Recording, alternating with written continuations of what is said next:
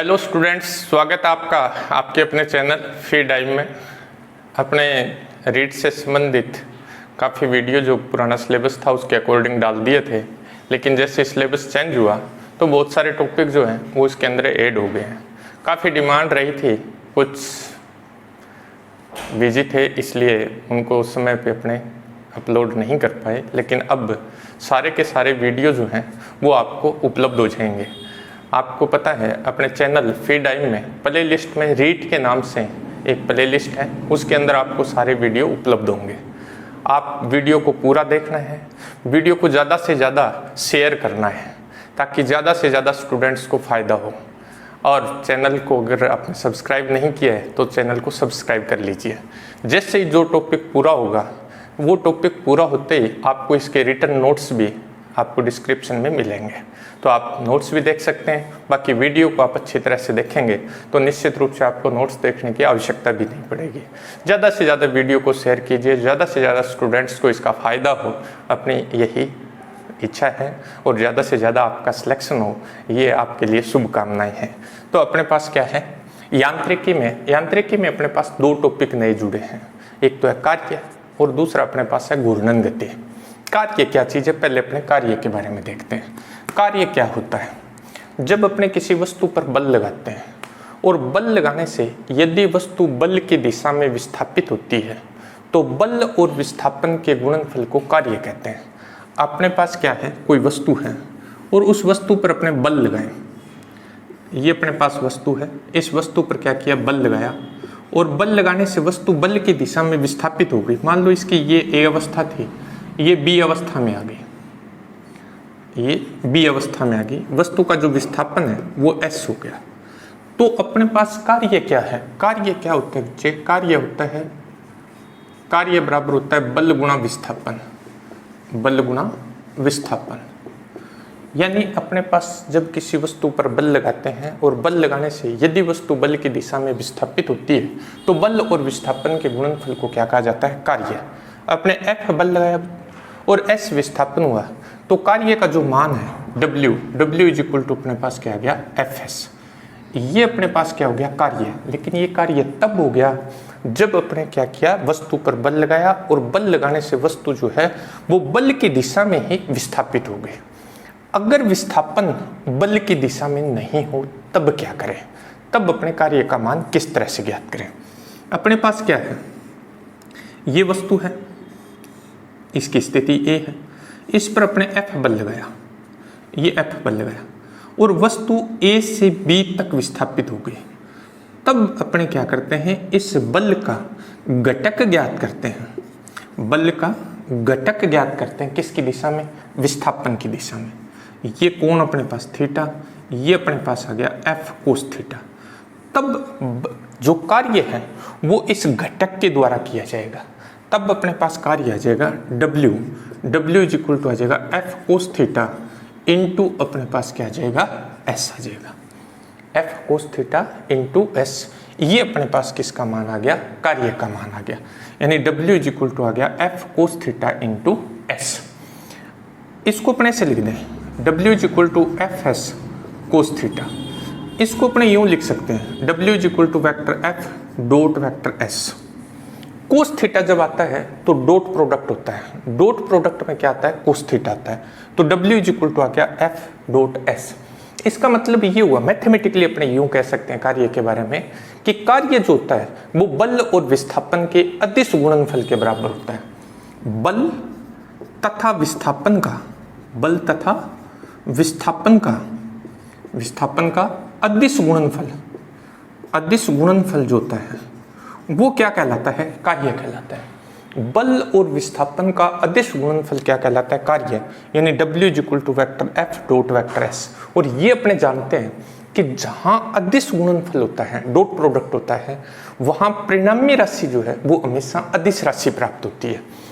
Dot product जब भी किया जाता है तो डॉट प्रोडक्ट से जो क्वांटिटी अपने को मिलती है, जो फिजिकल क्वांटिटी अपने को मिलती है, वो फिजिकल क्वांटिटी कैसी होती है, अदिश राशि होती है। इसका मतलब क्या है, इसका मतलब ये हुआ कि कार्य जो है वो अदिश भौतिक राशि है, कार्य अदिश भौतिक राशि है। अपने पास क्या था कि कार्य क्या होता है, कार्य अपने पास बल और विस्थापन का अदिश गुणनफल है। अदिश गुणनफल से अपने को क्या मिलती है, अदिश भौतिक राशि मिलती है। अतः कार्य जो है वो कैसी भौतिक राशि है, अदिश भौतिक राशि है। अच्छी तरह से अपने को याद भी रखना है, ये अदिश भौतिक राशि होती है कार्य।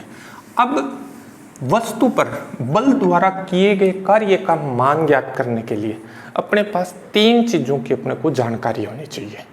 3 महत्वपूर्ण तथ्य हैं जिनका अपने को पता होना चाहिए। किन किन बातों का, एक तो बल का परिमाण पता होना चाहिए, बल का परिमाण।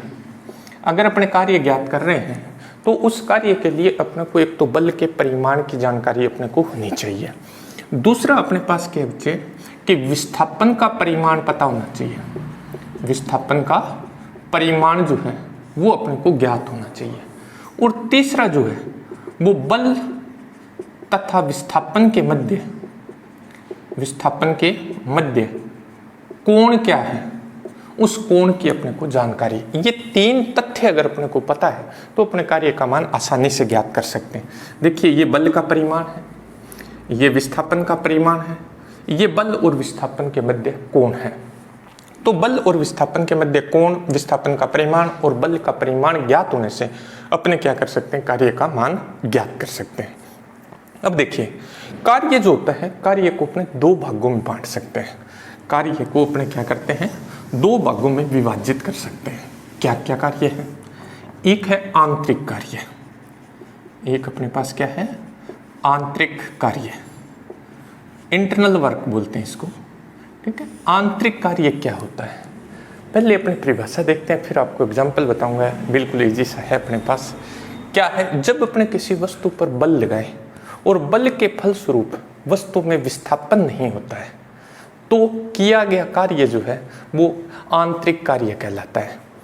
हालांकि इस तरह से भी इसको परिभाषित कर सकते हैं कि ऐसा कार्य जिसमें कोई लाभ की प्राप्ति नहीं होती, किसी लाभ की प्राप्ति नहीं होती, उस कार्य को क्या कहते हैं, आंतरिक कार्य कहते हैं। हालांकि फिजिक्स की भाषा में, भौतिक विज्ञान की भाषा में ये कोई कार्य होता ही नहीं है। यानी जब अपने किसी वस्तु पर बल लगाएं और बल लगाने से वस्तु में विस्थापन नहीं होता है, जैसे सिंपल सा एग्जांपल, अपने दीवार के धक्का लगाना शुरू कर दें, लेकिन दीवार के धक्का लगा रहे हैं तो अपने बल लगा रहे हैं, दीवार में विस्थापन नहीं होता है। अपने क्या करें, दीवार को धक्का दें, दीवार को धक्का दें मतलब धक्का देना होता है क्या, बल। तो अपने बल लगा रहे हैं, बल तो लगा रहे हैं और अपने क्या हो रहे हैं, अपने थक भी रहे हैं, क्योंकि बल लगा रहे हैं तो थकेंगे। तो बल लगा रहे हैं लेकिन दीवार में विस्थापन नहीं हो रहा, तो कार्य का मान 0। भौतिक विज्ञान की भाषा में ये कोई कार्य नहीं होता है, लेकिन इसका नाम रख दिया गया है आंतरिक कार्य। बहुत सारे एग्जाम्पल है, बहुत सारे एग्जाम्पल। मैं किसी भार को उठा के ऐसे खड़ा हो जाऊं, मेरे को इस भार को थम में रखने के लिए बल लगाना पड़ेगा, लेकिन मैं इसमें किसी तरह का कोई विस्थापन नहीं कर रहा, मैं सिर्फ इसको थम में रखा हुआ है। तो ऐसा जो कार्य होगा वो कार्य क्या होगा, आंतरिक कार्य होगा। इसी तरह से मान लो प्लेटफार्म पर कोई कुल्ली है, वो कुल्ली सर पे सूटकेस वगैरह रख के ट्रेन के आने का इंतजार कर रहा है, खड़ा एक जगह ट्रेन के आने का इंतजार कर रहा है। उसकी मांसपेशियां बार बार सिकुड़ती है, क्योंकि बाहर उठा रखा है उसने, उस पर बल लग रहा है, लेकिन वो क्या है, उसकी मांसपेशियां बार बार सिकुड़ रही है और फैल रही है, परंतु कोई विस्थापन नहीं है तो कोई कार्य नहीं है, क्योंकि फिजिक्स के लैंग्वेज में कोई कार्य नहीं है। तो ऐसे कार्य को क्या कहते हैं, आंतरिक कार्य कहते हैं। दूसरा अपने पास आता है बाह्य कार्य, एक्सटर्नल वर्क। बाह्य कार्य क्या होता है अपने पास, बाह्य कार्य में क्या है, ऐसा कार्य जिसमें लाभ की प्राप्ति होती है। सिंपल सा ही है, जिसमें क्या होती है, लाभ की प्राप्ति होती है। ऐसा कार्य जिसमें लाभ की प्राप्ति होती है, उस कार्य को क्या कहते हैं, बाह्य कार्य कहते हैं। और अगर अपने सिंपल सी लैंग्वेज में इसको बोलें तो ये होता है कि जब अपने किसी वस्तु पर बल लगाएं और बल के फलस्वरूप यदि वस्तु में विस्थापन होता है तो बल और विस्थापन के गुणनफल को क्या कहते हैं, कार्य कहते हैं। मतलब जहां लाभ की प्राप्ति, मतलब बल लगाने से यदि वस्तु में विस्थापन हो रहा है तो ऐसा जो कार्य होगा उस कार्य को अपने क्या कहेंगे, बाह्य कार्य कहेंगे। एक्चुअल में कार्य यही है, फिजिक्स की लैंग्वेज में यही कार्य है और यही अपने को ज्ञात करना होता है फिजिक्स में। लेकिन इंटरनल वर्क होता क्या है, इसकी जानकारी अपने को जरूर होनी चाहिए। अब अपने पास क्या है कि कार्य जो होता है, कार्य का मान धनात्मक हो सकता है, कार्य क्या हो सकता है बच्चे, पॉजिटिव हो सकता है, कार्य जो है वो ऋणात्मक हो सकता है, नेगेटिव हो सकता है, और कार्य का मान शून्य हो सकता है। ये स्थितियां कब प्राप्त होती है, मतलब पॉजिटिव वर्क यानी धनात्मक कार्य कब होगा, ऋणात्मक कार्य कब होगा और शून्य कार्य कब होगा, ये मोस्ट इंपॉर्टेंट है और यहाँ से क्वेश्चन आने की पूरी संभावना रहती है। ये जो टॉपिक अपने पास है शून्य कार्य का, यहाँ से मोस्टली क्वेश्चन पूछा जाता है। अपने पूरी डिटेल से करेंगे तो आपको अच्छी तरह से समझ में भी आएगा, लेकिन अच्छी तरह से आप देखेंगे तो इसमें कहीं आपको प्रॉब्लम नहीं आएगी। थोड़ा सा क्वेश्चन को अच्छी तरह से पढ़ना है, क्वेश्चन को अच्छी तरह से पढ़ लेंगे तो आपको कहीं समस्या आनी ही नहीं है कार्य से संबंधित, क्योंकि ये बड़ा आसान सा टॉपिक है कार्य जो है। अब अपने पास देखते हैं कि धनात्मक कार्य क्या होता है, पॉजिटिव वर्क क्या है, धनात्मक कार्य, धनात्मक कार्य, पॉजिटिव वर्क क्या होता है।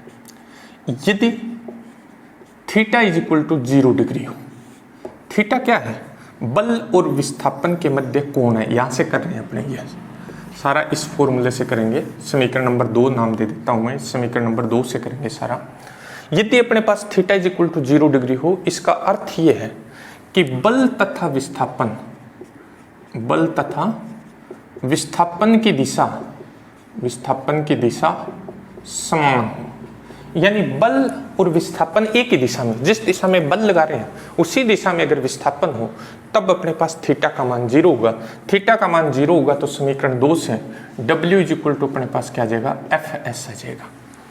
यह पॉजिटिव कार्य है, ये धनात्मक कार्य होता है, ये क्या होता है, पॉजिटिव वर्क है, धनात्मक कार्य है। अब इसका उदाहरण, सबसे इंपॉर्टेंट बात है एग्जाम्पल की। अपने क्या करते हैं, किसी वस्तु को कुछ ऊंचाई से नीचे गिराते हैं। मान लो ये बॉल है, इस बॉल को क्या करते हैं, कुछ ऊंचाई से नीचे गिराते हैं।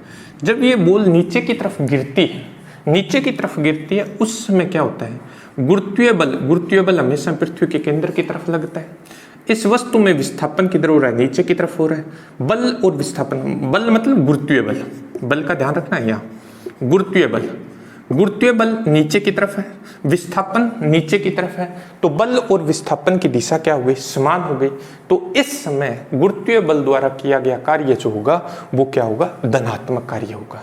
जब किसी वस्तु को अपने ऊर्ध्वाधर ऊपर से नीचे की तरफ गिराते हैं तब वस्तु का विस्थापन और इस पर लगने वाले गुरुत्वीय बल की दिशा क्या होती है, समान होती है। जब दिशा दोनों की समान है तब अपने पास कार्य का मान क्या होगा, धनात्मक होगा।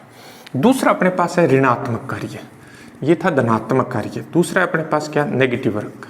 ऋणात्मक कार्य क्या होता है, ऋणात्मक कार्य अगर अपने पास क्या है, थीटा इज इक्वल टू, यदि theta is equal to 180 degree हो, थीटा बराबर क्या हो, 180 डिग्री। थीटा 180 का मतलब क्या है, थीटा 180 का मतलब ये है कि यदि बल और विस्थापन परस्पर विपरीत दिशा में हो, बल तथा विस्थापन, विस्थापन परस्पर विपरीत दिशा में हो, परस्पर विपरीत दिशा में हो, बल और विस्थापन की दिशा एक दूसरे के विपरीत हो, बल और विस्थापन की दिशा अगर एक दूसरे के विपरीत है तब अपने पास कार्य का मान क्या होगा, ऋणात्मक होगा। अब देख लेते हैं, अपने समीकरण 2 में मान रख देते हैं। समीकरण 2 में जब मान रखेंगे तो W इज इक्वल टू अपने पास आ जाएगा FS कोस 180। कोस 180 का मान होता है -1, कोस 180 का मान -1 तो -FS, मतलब कार्य का मान क्या हो गया, ऋणात्मक। लेकिन कंडीशन क्या है, जब बल अपने किसी दिशा में लगा रहे हैं, विस्थापन उसके जस्ट ऑपोजिट हो रहा है, तब अपने पास क्या होता है, कार्य ऋणात्मक होता है। इसके उदाहरण, एक सिंपल सा एग्जांपल देखिए इसका। अपने पास एक बॉल है, इस बॉल को पृथ्वी तल से, ये पृथ्वी तल है, पृथ्वी तल से अपने ऊपर की तरफ फेंकते हैं।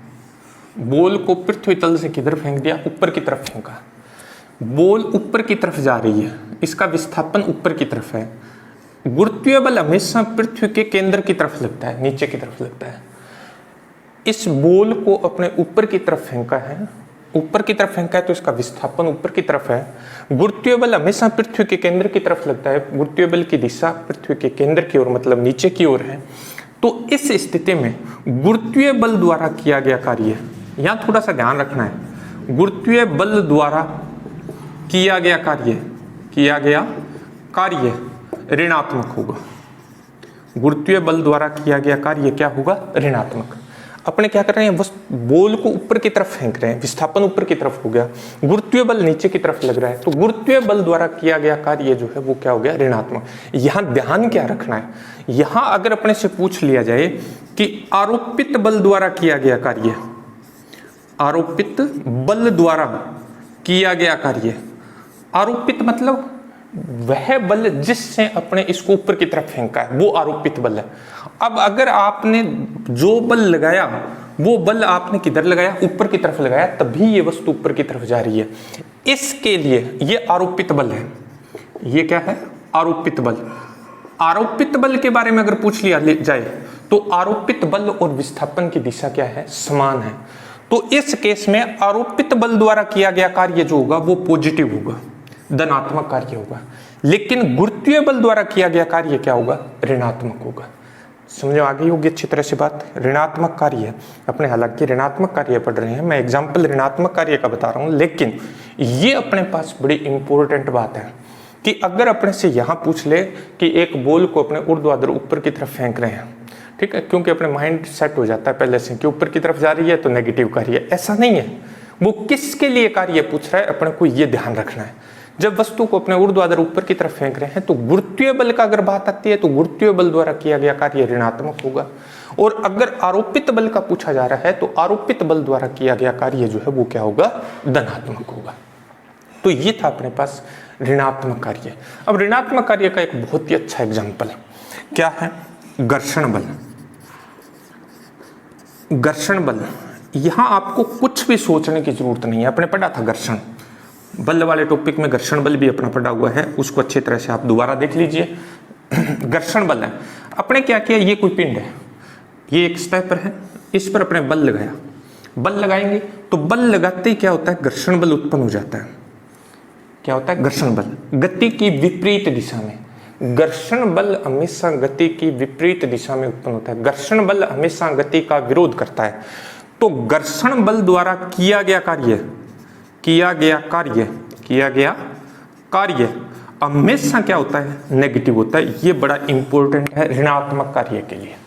घर्षण बल जब भी कार्य करेगा, अपने से ये पूछ लिया जाए कि घर्षण बल द्वारा किया गया कार्य, घर्षण बल द्वारा किया गया कार्य हमेशा क्या होता है? ऋणात्मक होता है।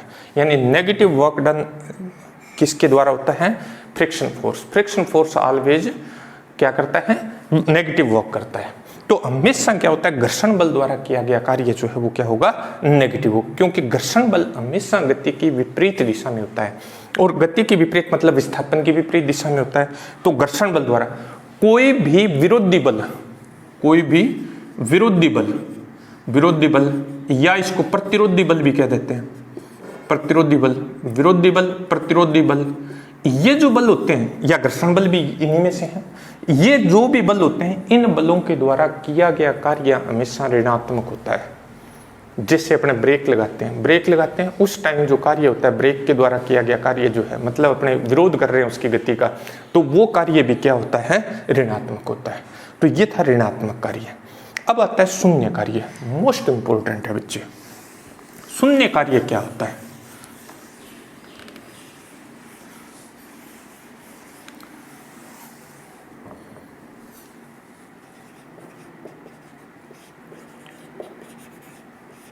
शून्य कार्य मोस्ट इंपोर्टेंट। अपने पास कार्य का फॉर्मूला था W is equal to FS cos theta.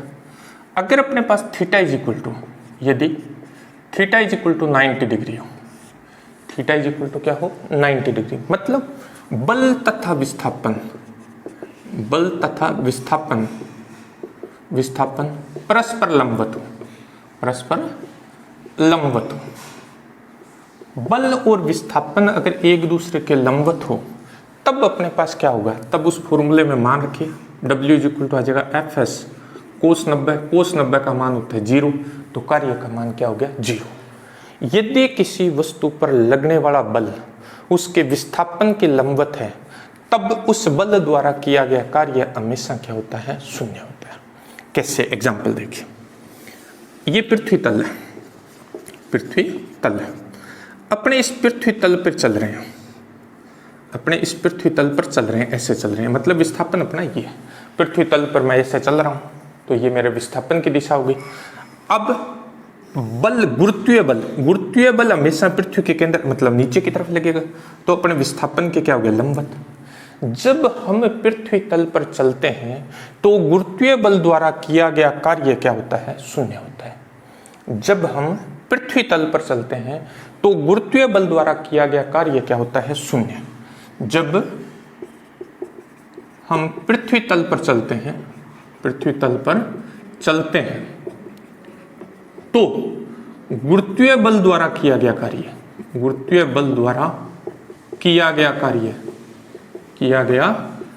कार्य शून्य होगा। बड़ा इंपॉर्टेंट है। जब अपने चल रहे हैं, अपने ऐसे चलेंगे मतलब विस्थापन की दिशा ये हो गई। बल किधर लग रहा है, गुरुत्वीय बल नीचे की तरफ लग रहा है, तो बल और विस्थापन परस्पर लंबवत हो गए।